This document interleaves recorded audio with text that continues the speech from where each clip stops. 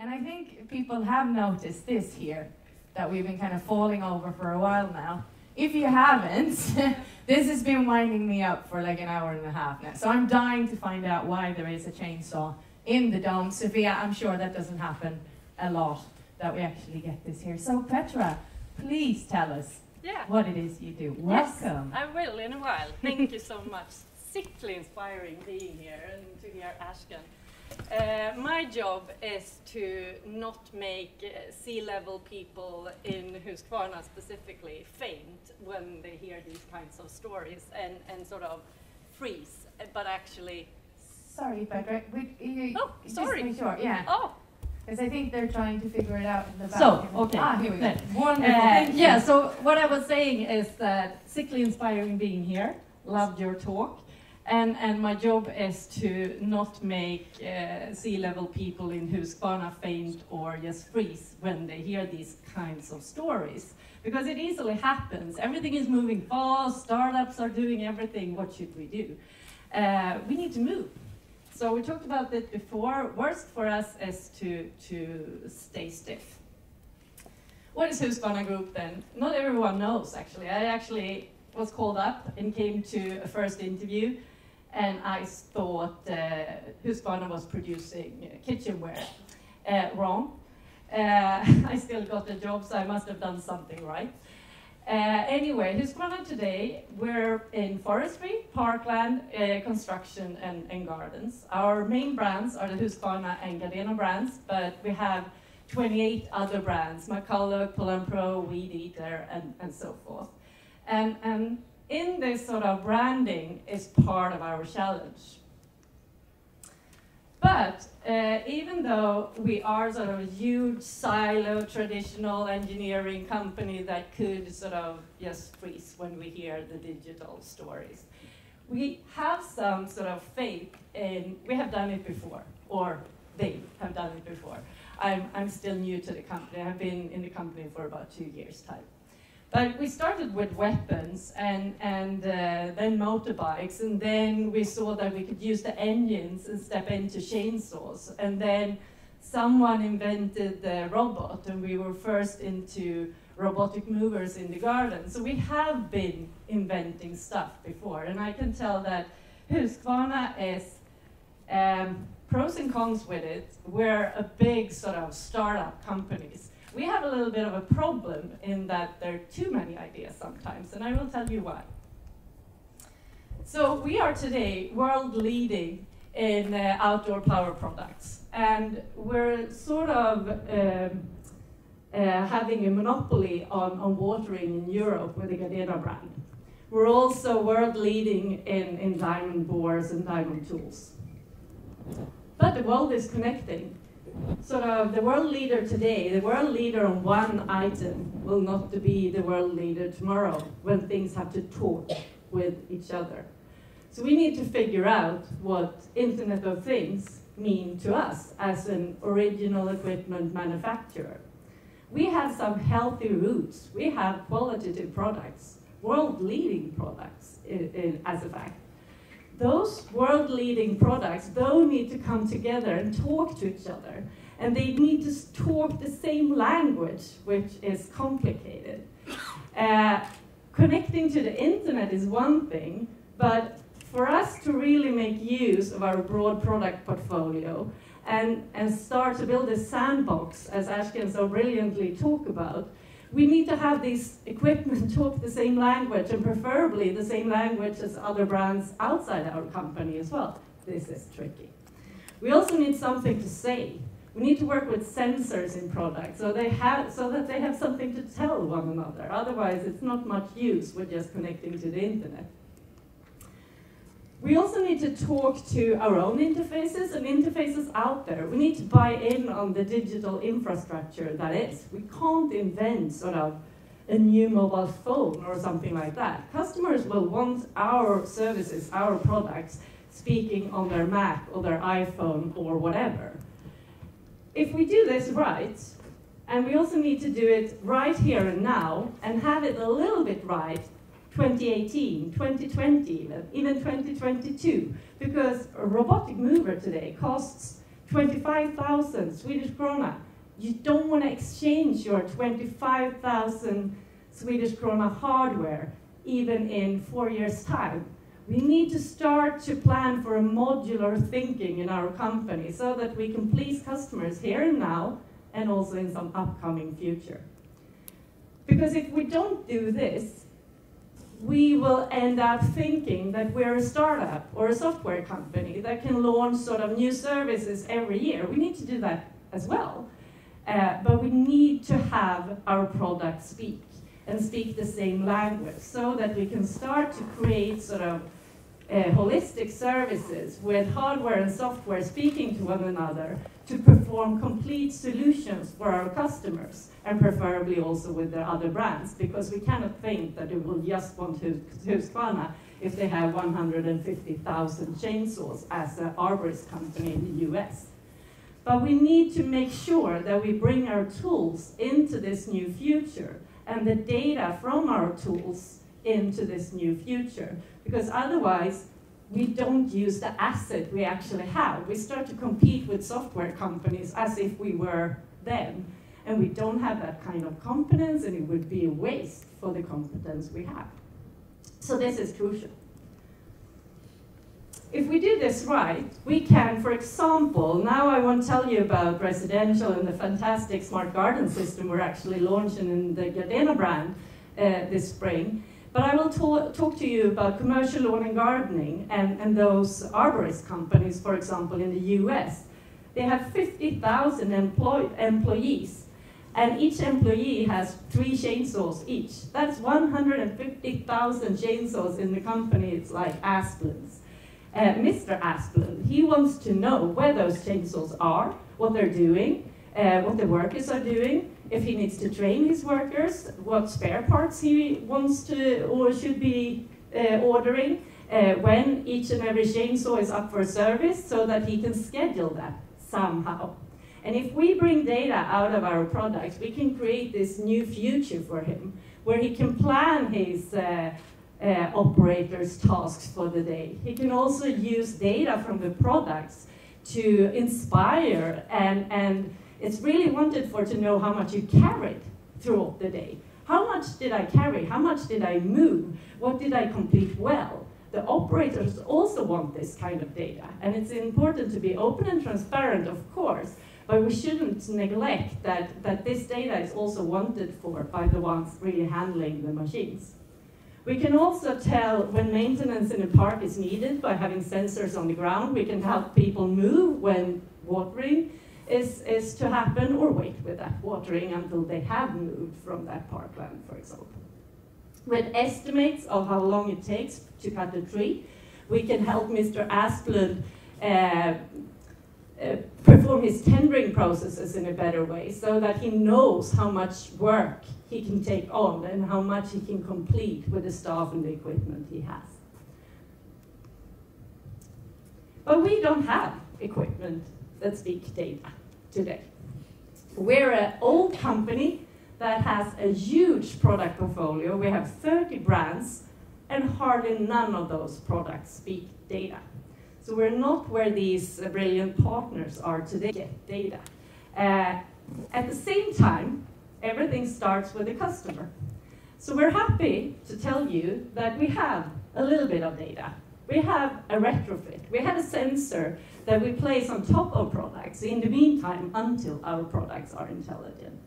And this little sensor can actually just sense a few things. Actually, just one thing, vibration. And that vibration we transmit into being uptime, being RPM, which is how hard you run the machine, and so forth. And with this data, we can actually perform some brilliant things. So we collect data out in the field, and in the garage, we upload this data to the cloud, and we can feed maintenance reports to Mr. Asplund. We can help the operator see how much he has carried throughout the day, what he needs to do better the next time, what exercises, courses he needs to take potentially. We can guide summer workers into performing better since they are new at the job they have taken on. And we can tell technicians what spare parts that needs to be ordered. But right now, we cannot tell all these kinds of things until the equipment is in the garage. We cannot do it real time. So, with real-time data, we could of course produce sort of fleet management in real time to Mr. Asplund. He doesn't need to wait 8 hours until workers come in before he knows that someone has hurt themselves and he should be helping them. Or the technician will know by the end of the day what spare parts that are needed the next day, or correct.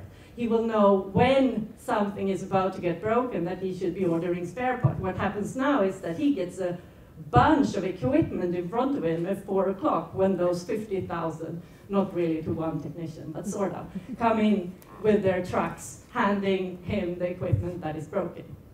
We can help him plan if we had real-time data. With real-time data, we can also have a minimal viable display showing the operator what data we collect, so that we do invite them and can be open and transparent about what data we collect. Right now, this is hidden information, and we know that is not good. With real-time data, we can perform lock and unlock, as I hope you will see a little bit of here today. We can lock the equipment. When an operator leaves it behind in the park, a child comes up and tries to start it. I shouldn't take that example, actually, because it might happen that my demonstration goes wrong, and then that child, you get the idea. Anyway, lock and unlock and unlock. When we have tested it a little bit more, this is the potential. We can lock equipment for not being able to use by anyone not having the certificate or training for the equipment, or lock it when stolen, potentially. We can also, with real-time data, and if having sort of a GPS sensor and mobile internet into our equipment, we can track equipment down. I was actually talking to Mr. Asplund about that. He told me that they have theft for $50,000 in just one of his regions every year. That's a huge amount. And he buys chainsaws from Husqvarna for $50,000 per year. So, and he said, like, that's $50,000 in theft in just one region. And then I don't count sort of the hours my workers cannot work because they don't have equipment, and the car that has been damaged. So real-time anti-theft is what he needed, because he wanted to go there and rip the heart out of them, as he said. So he wasn't really happy with just lock and unlock. With real-time data, we can also help those summer workers. We can, at some point, perform guided operation. This is quite hard, actually. But it can start with just a sensor for you're driving your tractor rider in a too steep hill. You might fall. That kind of operator guidance is possible already if we had real-time data. With real-time data, we could also feed in on interfaces that are there already that would be more convenient for the operators than a mobile phone, like Bluetooth headphones are there already. We can also perform sort of a head-up display with potentially an overlay where you can see your task for the day or what angle you should cut something. You can even see your phone calls there potentially and answer them without bringing up your phone. We can build multi-purpose harness belts where potentially we can have man-down alarm and connect to SOS if something happens, if someone is lying down for too long. Working alone in the forest is actually forbidden, but it happens a lot. With real-time data, we can also, a bit more long-term, the equipment can tell what spare parts it needs and actually order them, and you can have them in your letterbox when you need them. The tool has handled that for you. But for now, we can just, with real-time data, speak to the phone, and the phone can allocate nearest dealer that has sort of the service and the spare parts that you need. Our CEO, Kai Van, says that connectivity and battery constitute the biggest leap in industry since motorizing outdoor products. So this is simply important to a company like Husqvarna Group. So, let's talk about what we have done then in order to get those sometimes frozen sea level people a bit more calm about we can move forward in fast-moving ways, actually. What we found when running workshops and investigating the company and looking for the potential, we found that we have the same form factor on our battery. So if we put potentially Bluetooth in the battery, we can speak to the mobile phone, and then we would have the whole battery range connected in one go. Even already sold products would be connected. So we would build for a larger sandbox in one step if we had Bluetooth in the battery. So I have a demonstration for you here today. And this is actually quite unique. I will tell you afterwards why this is unique. But let's see if it works first. So,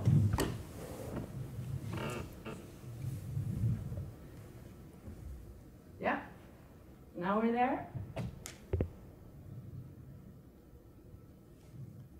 And now the tool is locked, as you see. The operator is lying out there somewhere. His head-up display is a bit dark. So let's see, if I lift up this chainsaw, it started, it shouldn't start.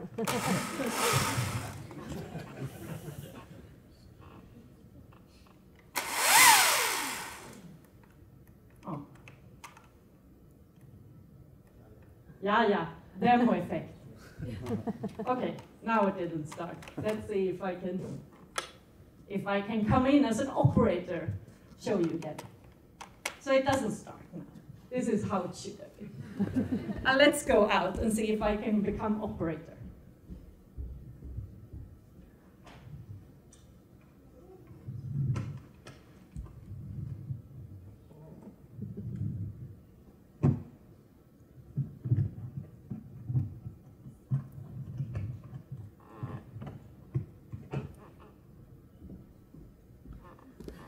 So it's a bit dark, but if I look at the chainsaw here, you should see our mock-up of a head-up display.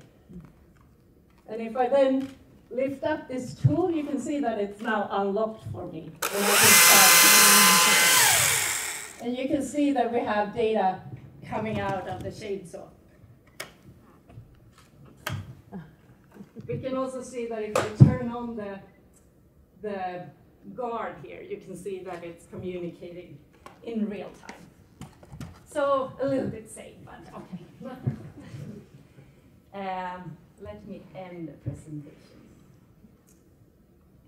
So, what is so special about this little idea that we have here, apart from potentially moving forward quite quickly on at least our battery equipment? What Ashkan said was simply right, actually, because we're a traditional company that care for our IPs. We don't talk about anything until we have launch date decided, secured IP. And the CEO, Kai Van, wanted our group to come and talk at a big event in Belgium when Antwerpen had as a city, exchanged all their equipment from petrol to battery. He wanted us to come and talk and tell about all our ideas. And as we understood, ideas are valuable. So we said, no, we don't want to come and just talk about ideas. We want to come if we can demonstrate that we actually have some muscles as well. And we thought about that one, I should say.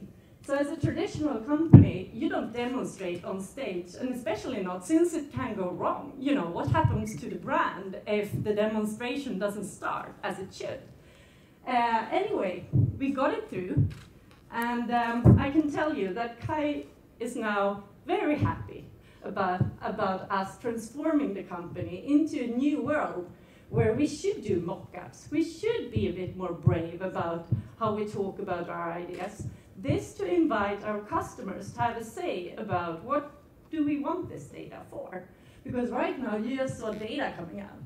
We don't really know what to use this data for in terms of not fleet management and so forth. But what more ideas could there be? So we're doing this to sort of try to work in new ways, but also to invite our customers to have a say. I should end with one more slide, just because I didn't plan for this one, but I had it here in the back. Just to show you that we're doing this in other areas as well. So this is a little bit of a sandbox. I love that word. I'm going to steal that one from. We know that we're moving on the wrong technology. There are no standards in the field of IoT as of today. Still, we're this springtime launching our smart garden system within the Gardena brand. So it's a watering computer with sensors in the ground that speak to the outer mover, so the outer mover doesn't get water from underneath, which has it go broken. But also you can, with an app, sort of turn on your watering if you see that it's very dry when on vacation and so forth. Even the watering computer can listen to it by itself to the sensors and turn off itself. So what I would say is for companies like ours, that is an old, stiff, traditional company in a sense, to get moving. And what my group is trying to show is how that can happen.